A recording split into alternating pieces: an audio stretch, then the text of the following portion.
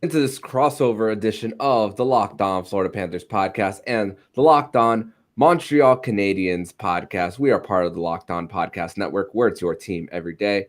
Thank you for making the Locked On Florida Panthers podcast and Locked On Canadiens podcast your first listen of the day. Let me introduce myself. My name is Armando Velez. I'm the host of Locked On Panthers, and you can follow me on Twitter at MondoMan12.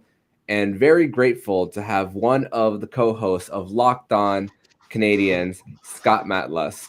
Scott, thank you for doing this crossover with me. Thanks for having me. I'm always happy to, talk shop, talk Canadiens and everything, especially as we've reached the point of summer where nothing is going on in the NHL world right now. Which gives us an opportunity to also talk about our teams and, get a little bit of go behind enemy lines a little bit. But also for the Panthers feed, don't forget to also follow his co-host on Twitter as well, at The Active Stick, Laura Saba, and Scott himself on Twitter at Scott Matla. So let's get right into it, Scott. I want to address with probably the hardest question in relation to the Montreal Canadiens, and it's really about the status of Carey Price. A few weeks ago, it said that Carey Price, there's chances that he might not play this season at all. But I just want to ask you, Scott, is there a possibility that we might ever see Carey Price suit up for the Canadiens ever again? So with that report, the thing is, it's not that he won't play this year. He's not going to play this year unless he has knee surgery. And even then, it's a long shot that he would play this year. But surgery would likely allow him to play next year beyond that. If he doesn't get the surgery, though, it's very likely that his career is at an end. His rehab and the platelet injections he's been doing have gotten him this far, but it is not good enough to be fully healthy to play. And at that point, Carey Price is going on LTIR. Kent Hughes has said as much. Carey Price hasn't spoken publicly about this. He's always been a very private person, and he's probably taking his time with this, assessing his situation with his wife and how it impacts them, their kids. They have 3 kids, obviously. They just got back to Montreal for school, and I imagine we'll hear soon whether or not he's going to get the surgery or if he's going to elect to kind of just gracefully, go on LTIR, and they'll figure it out from there at some point. But his career hasn't officially ended yet, but it's looking more and more likely by the day that the last game Carey Price played was, ironically, against the Florida Panthers in their last game of the season.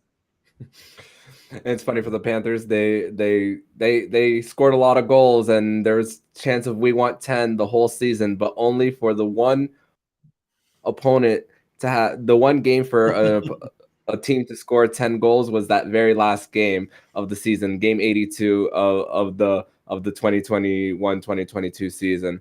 Crazy how things work. But shifting gears a little bit is a little bit of the approach for the Montreal Canadiens. Of course, this is perceived as a rebuild of something that's going to take a few years. Of course, a lot of turnover happened from that team that made it to the Stanley Cup final. And I remember just going back to our crossover last year, the expectations was a 4th or 5th place finish in the division. And of course, the wheels fell off for the team. Marty St. Louis comes into the mix for the Canadiens.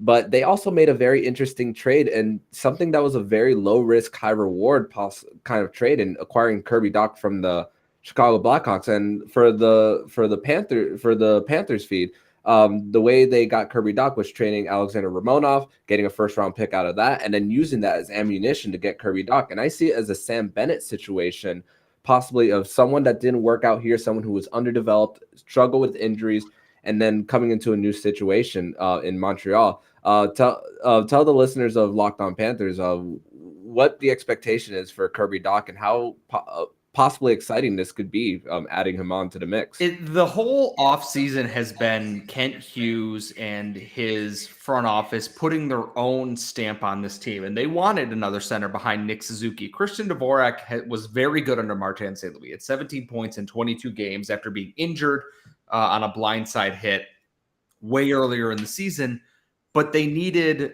something more down the middle. And they didn't have a young guy really ready to take that next step yet. They have plenty of guys in the pipeline, but none that are ready to make that jump to being a 2-3C in the NHL. Jake Evans is a fine 4th line center. Kirby Dach, which had apparently just fallen out of favor in Chicago with how they want to do their rebuild and this and that, was there.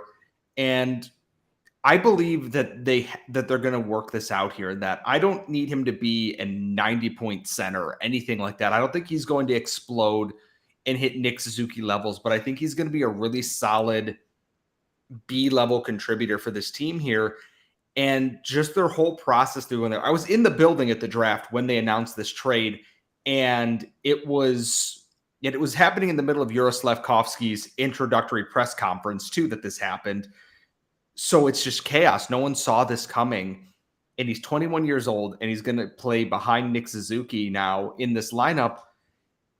It's not going to be an easy path to getting back to where they want to, but you can see them laying all these stepping stones. And Kirby Dach is a big part of that, I think, is that if he can become a 45, 50-point center there, eat up some defensive minutes or secondary offensive minutes, and gives their younger guys a chance to hit their next level and their milestones without rushing them, the Canadiens are laughing going forward here. And the thing about it is they've invested so much in player development that they have a plan for what they need. They didn't just trade for this guy to go, well, fix it, and you're on your own. They're doing this now with a plan that, hey, we're going to work on his skating a little bit. We want to work on rehabbing his wrist and his shooting angles to get the most out of where he can be right now. And it's given a lot of Canadiens fans, I don't want to say hope because that feels a little bit cheesy, but it's given them a reason to believe in what this rebuild plan is because it's been transparent.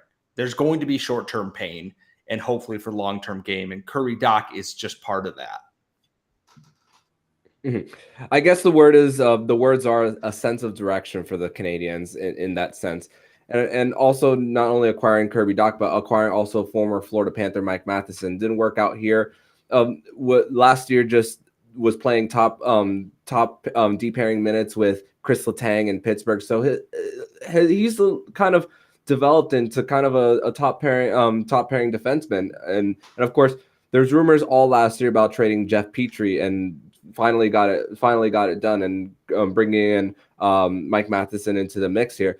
But of course, going back to Juraj Slafkovsky, it was rumored for so many months about Shane Wright being the undisputed number 1 overall pick, and then his stock falling down.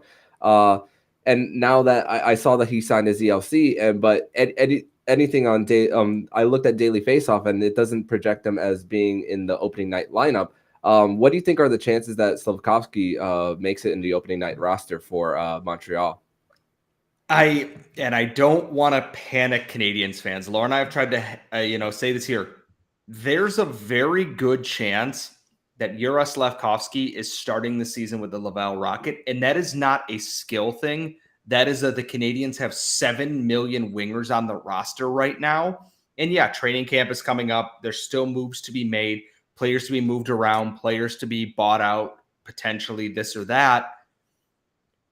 I imagine him, instead of them going, well, the only spot we have open is the 4th line, and he's going to play 9 minutes a night. They're going to put him in the AHL, where he's going to play on the top line with a veteran like Mitchell Stevens and Raphael Harvey-Pinard, and play 18 to 21 minutes a night, depending on power play time, and give him that opportunity. And then once they move out some of these other pieces, the Mike Hoffmans, the Yoel Armias, that maybe aren't part of the long-term plan for the Canadiens, that they go, okay, we have the space now in a role that we think will fit him better. Now let's bring him up and see what we've got. And because if you stick him in the lineup and he's not ready, you don't want to hamper the development that he could be having. And I think the AHL is a good step. He's going to be at the rookie showcase. Slafkovsky is going to get a ton of time in the preseason to show what he's got. It's not that he won't be given the opportunity. I think there's just a little bit of patience needed with this. He's going to season a little bit in the AHL, similar to kind of what Detroit has done with Filip Zadina.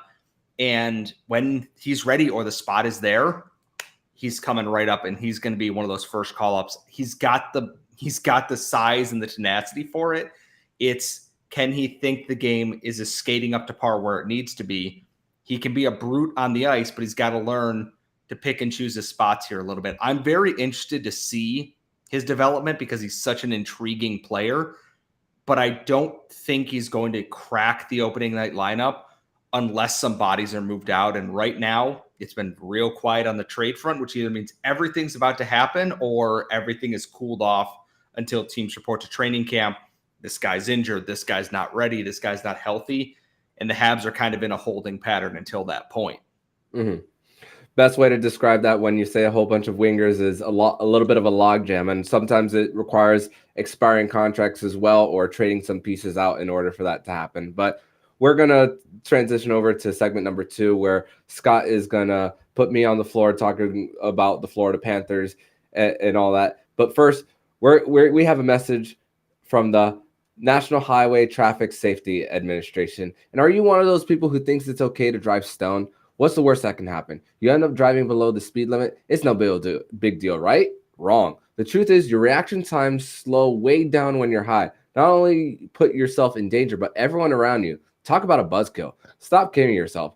It's not okay to drive high. If you've been using marijuana in any form, do not get behind the wheel. If you feel different, you drive different. Drive high, get a DUI.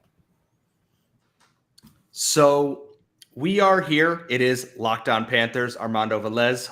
Go follow him at MandoMan12 on Twitter. Myself at Scott Matla from Locked On Canadiens.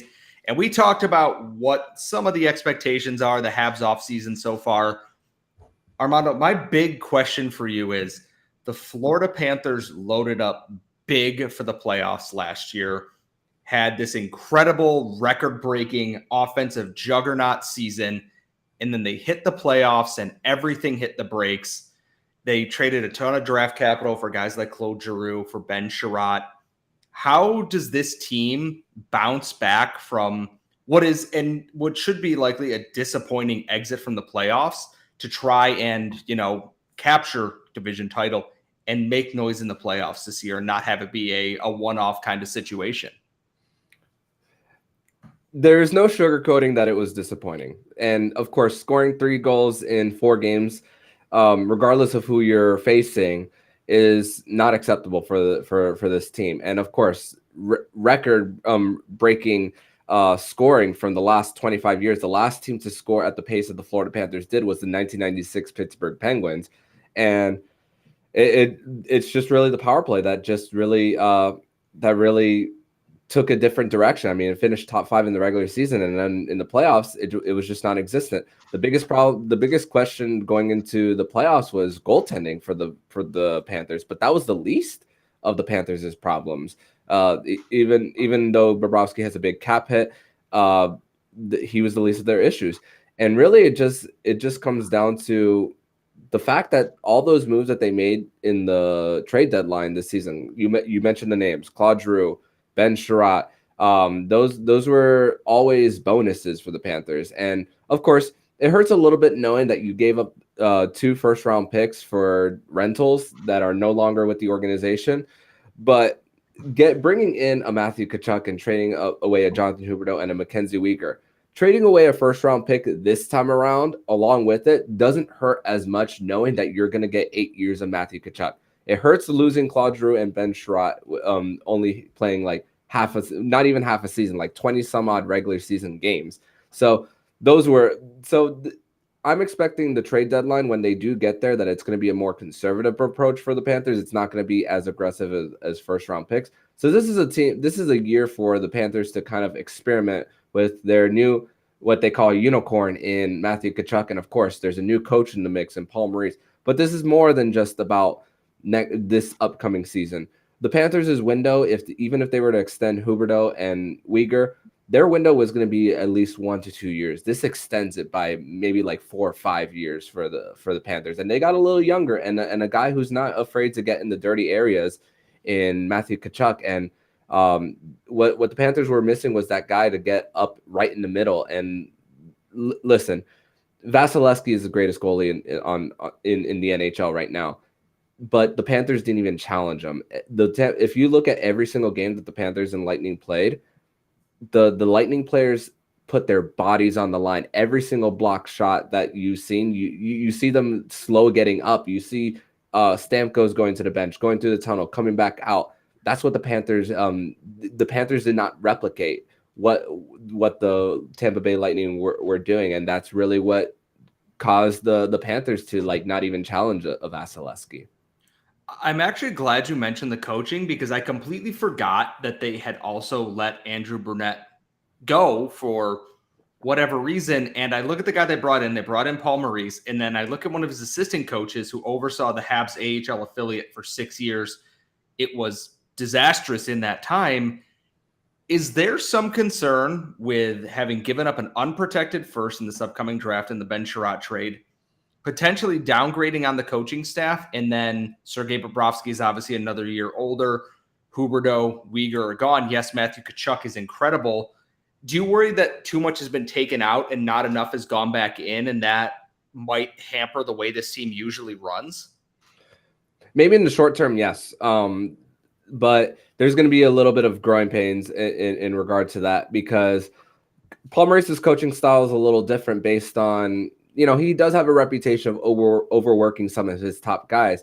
I mean, really, one thing that was consistent last year was Sam Reinhart being on the third line with Anton Lundell and Mason Marchment. Of course, Mason Marchment's gone. And Matthew Tkachuk was also playing not in his natural position last year in Calgary on the right wing. He's used to the left wing. Is it going to be a situation where he's going to be inserted on that top line on the right wing while Rudolph Balcers is on line number 2? Or is it going to be an opportunity for it to be more spread out and Paul Maurice not overwhelming the top 6? Of course, he has a ton of experience. I mean, yeah, we hear most regulation losses in NHL history, but of course, you get there by coaching so many years.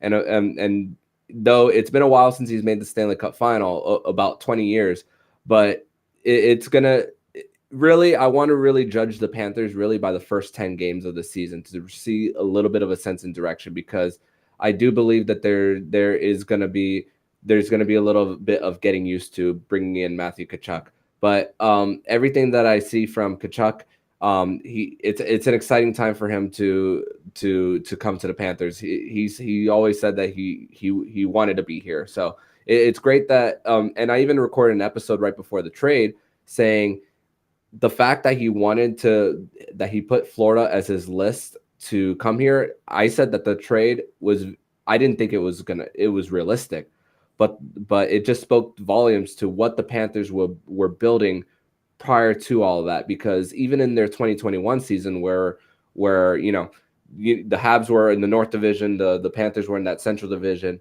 That was a year where the Panthers were expected around a bubble playoff team, and then it finished second. So it's been a upward trajectory for the Panthers. Record-wise for the Panthers, we actually just got over-under point totals from BetOnline. 105.5 for the Panthers is their over-under after getting 122 last year. So listen, they just got to get into the dance, and they go from there. Before we transition into our last segment, I guess my question is, do you think having a team that isn't dominant all regular season but still makes the playoff take some of the pressure off and maybe eliminates what might have been the yips or whatever it might have been in the playoffs last year? Like, the Habs made the playoffs 2 years ago with no expectations and made it to the Stanley Cup final. Do you think that having a lowered expectation takes some of the weight off the shoulders of a team that isn't typically in the main hockey spotlight because of the way hockey is as a whole? Or is it just going to be, it was a freak kind of thing and they'll come back stronger this year regardless if they finish first in the division or are the last wild card team in?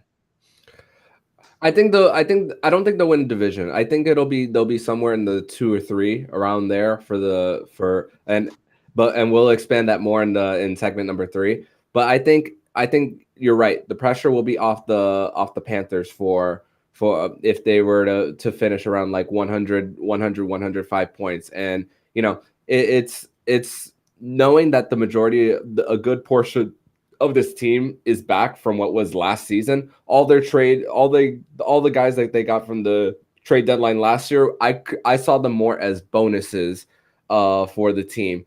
And of course, a majority of like I said, a majority of the players are still there. Of course, Huberdeau's a big loss. Mackenzie Weegar's a big loss as well.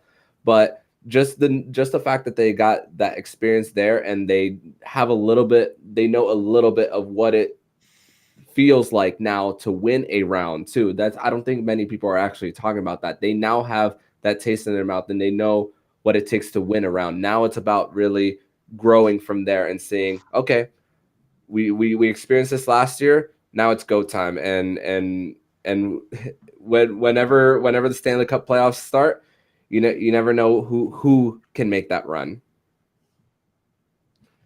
But we're going to transition over to segment number 3, where we're going to talk about futures of these teams, and we're going to talk about really where we think that each team will finish. We're going to talk about that next year on the Locked On Florida Panthers podcast and Locked On Canadiens.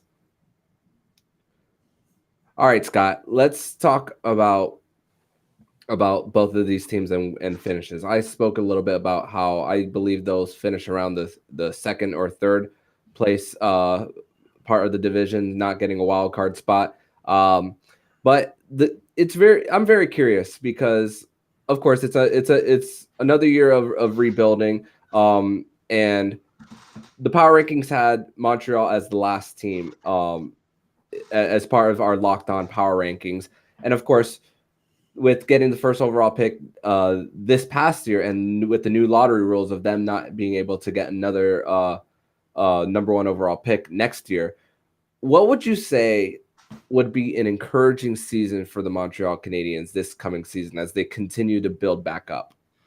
I think the biggest thing is just having a sense of what this team is. Under Dominique Ducharme, it was just kind of this amorphous mess of just, sadness where there's no structure. No one seems to know what to do. It was up to like Nick Suzuki to do something amazing every night and Jake Allen to stand on his head to win games.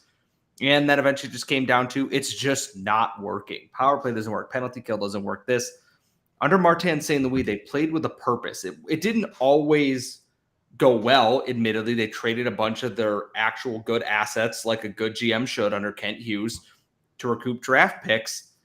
My thought is I want to see progress from where they were at last year. Under Martin St. Louis, they played well under a new coach. They played with some passion. They didn't look lifeless in any game. They looked overmatched a lot, which they should have. I still think they're likely going to be one of the bottom teams in the Atlantic. They're going to finish 7th or 8th. I don't see any way around it the way the roster's built, especially since they're going to be selling assets again this year. I don't think they will be the worst team in the NHL. Chicago's going to be far and away more terrible, and there's a list of other teams that could easily be in there. The Sharks, sorry, JD, I love you, buddy, but Philly, yeah. Like there's even like a team like the Islanders who should be solid could also fall off the face of the earth. The Habs just need to show improvement on what they were doing, and they got to make space for the young guys. Then they have guys in the AHL who are knocking on the door, and they need to kind of get to that next level of the rebuild here. Is they got to continue to cut off that dead weight. Some of these guys, another year's off their contract, makes them a little bit more palatable to take at a deadline as a longer-term rental or as a 1-year rental, and make that work. Carey Price is going on LTIR, so he's going to be cap relief. Paul Byron is starting the season on LTIR. That's cap relief. You're going to have Sean Monahan, who you can likely flip, Evgeny Dodonov, who you can likely flip. Let these guys play, trade them for picks, and continue that process. Then get your Slafkovsky in there, get your Caden Goulies in there, get your Arbor Jack guys the ice time, and see where you can go from there. It's all about opportunities. I don't need them to be good. I need them to look like they're a hockey team that gives a crap again. Under Dominique Ducharme, they were bad, and they were terrible to watch. You could be bad, but don't be uninteresting. Being both is the worst possible thing. The end of the year, I didn't dread watching Habs games. Yes, I know they're going to lose, but I know Caulfield and Suzuki are going to play well. I want to see some of these young guys like a Jordan Harris play. I want to see what Rem Pitlick can do tonight. And they have a lineup that can do that. They might be bad. They might not always score a ton. But I know with Martin St. Louis behind the bench, I'm going to see interesting, watchable hockey again. And I hope he can continue to improve in his sophomore year behind the bench a little bit. And I think he will. I don't think they're going to, finish more than like 7th worst in the league or anything like that. But just make that progress, getting back to being a respectable team. You might lose, but don't make it easy for other teams. Don't just roll over. Philadelphia is going to roll over and die 45 times this season, if not more. They're going to be bad. I don't want to see the Habs just roll over without a fight. Make teams struggle for it and, put some of that respect back on your team name there. Mm. And of course, Martin St. Louis being there, like, lit a little fire under them once he got there. It was like a newfound energy for the Canadiens. And something I talked a little bit about during the trade deadline last season is about how, with the state of the NHL and of course the flat cap, how teams who are selling can really take this opportunity to manipulate the buyers and getting what they want. And of course, Montreal and Florida had a trade for Ben Sherratt, getting a first-round pick. Now, looking back at that trade, maybe not the best trade for the Panthers now. What do you think of another opportunity for another first-round pick for the Montreal Canadiens? And of course, that trade that they made for Sean Monahan has a whole lot of conditions that are very complicated when you read the conditions of that trade, and possibility that it could be Florida's pick that could be sent to Montreal in 2025. But what do you think of the opportunity for Kent Hughes to continue to use that opportunity to manipulate the system based on getting more first round picks, and of course teams using LTIR space in order to recruit picks as far as like three-way swaps? What do you think about that? I look at it this way, is that Kent Hughes got a first for Ben Sherratt in this upcoming draft. So that gives him two, very likely one in the top 10, one anywhere from 16 to 32 at this point, unless Florida, the wheels fall off, which we're not expecting. And then he's got Evgeny Dadonov and Sean Monahan on expiring contracts going into the trade deadline this year. And I look at those guys and I go, if they're playing well, not superstar, not, having an all-star kind of season, but if Sean Monahan has put up 12 goals and is playing well and staying healthy, that's another prospect in a pick coming back to you. If Evgeny Dadonov, who can play anywhere in your lineup, is playing well, can prove that he's a good middle six guy, that's another pick and a prospect coming back. And Kent Hughes is going to take that. I do not anticipate either one of those guys being on this team after the deadline, because it wouldn't make sense with everything else Kent Hughes has done. Then you throw in names like Christian Dvorak, you have your Mike Hoffmans and all that if Martin St. Louis gets this team playing well with the effort and these guys are producing, Kent Hughes is going to be rolling in draft picks. And then there's Jake Allen, who is on an expiring deal. The Canadiens have Caden Primo in the AHL, who is someone they want to be their NHL guy sooner rather than later. A guy like Jake Allen is always going to be in demand. He doesn't have to be a starter, but he's a really good 1B goaltender for whoever you have. And we look at teams like the Oilers, and we look at teams even like a Florida, they want, something like that. Teams who are undone by bad goaltending are going to look at Jake Allen and go, that's a guy we need down the stretch to keep our guys there. By the time this season is over, Kent Hughes might have twin first-round picks, not only in the 2022 draft, the 2023 draft, potentially 2024 or 2025. Everything just makes sense that he's going to load up on these, and everything he's done is proven that that's what he wants to do. He wants to have as many cracks at that first round egg as he can get.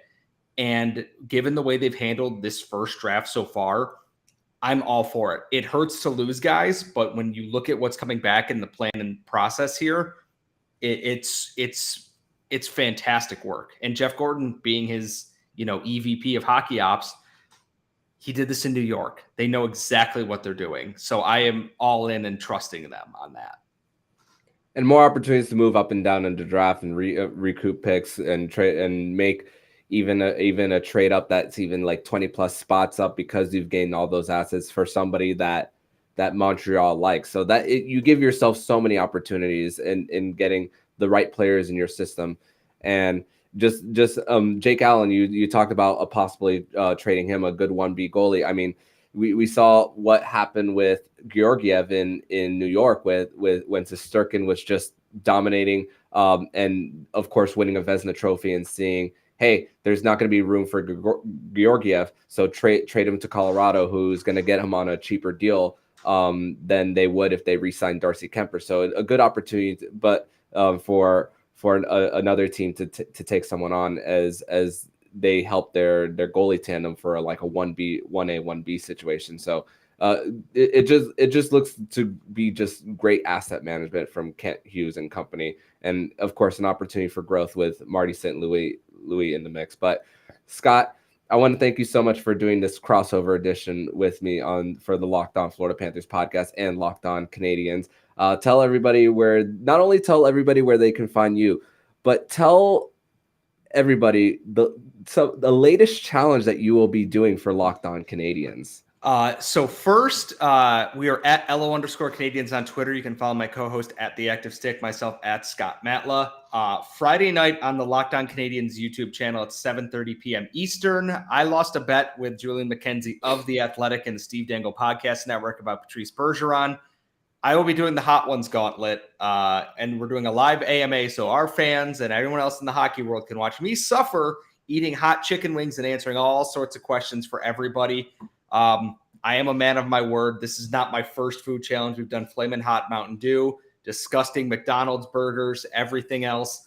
This is the first one that has me a little bit worried. So that will be Friday on our YouTube channel. We will be doing a live stream of that. So tune in and watch me suffer massively. And for people who are on the South Florida feed, they're very familiar with this place called Tijuana Flats, the hot bar. So we got to introduce you to a little bit of Tijuana Flats out here and all the hot sauces that they have. So, but for the people on my feed, make sure to tune into Locked On Canadiens and see all the food challenges that Scott Matla will be doing and has done in the past, because he's done quite a few of them. But Scott, thank you so much for doing this crossover with me. And for once again, you guys can follow me on Twitter at MondoMan12. Follow the show account on Twitter at LO_FLA Panthers. Thank you once again, Scott, and I'll see you next time.